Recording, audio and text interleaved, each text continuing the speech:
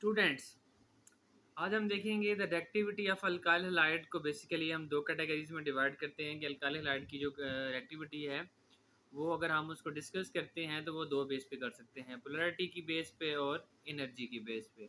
Okay, तो यहाँ पे हम देखते हैं पोलैरिटी की बेस पे हमें पता है पोलैरिटी में हमारी इलेक्ट्रोनेगेटिविटी बहुत इंपॉर्टेंट है।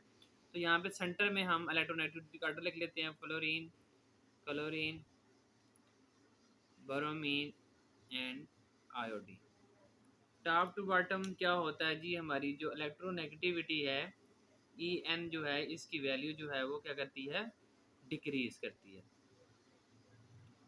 अब यहाँ पे हम ऑर्डर लिखने लगे हैं पोलैरिटी के लिहाज से, मतलब अगर electronegativity top to bottom decrease कर रही है इट्स मीन पोलैरिटी भी क्या करेगी, डिक्रीज करेगी, यानी कि इलेक्ट्रोनेगेटिविटी का डिफरेंस क्या क्या होगा, कम होगा। तो हम सबसे पहले देखते हैं जो पोलैरिटी होगी सबसे ज़्यादा वो आर एफ बॉन्ड में होगी, then RCl, then RBr, then RI।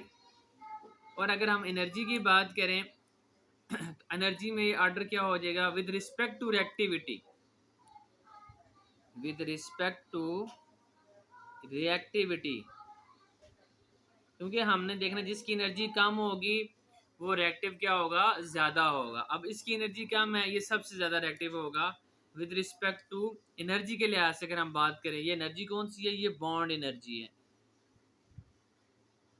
तो बॉन्ड एनर्जी जिसकी कम होगी वो जितना जल्दी ब्रेक करेगा, जितना जल्दी वो ब्रेक करेगा उतना ज़्यादा वो क्या होगा, वो रिएक्टिव होगा।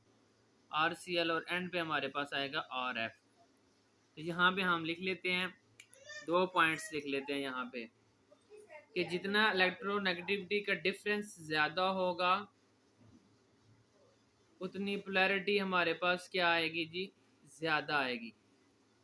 उतनी बॉन्ड जो होगा, बॉन्ड स्ट्रेंथ जो होगी वो ज़्यादा होगी। ओके,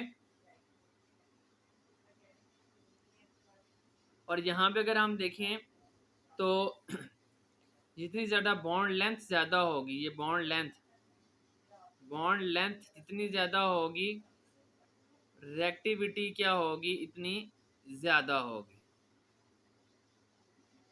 आई होप सो कि आपको समझ आ गया होगा। अल्लाह हाफिज़।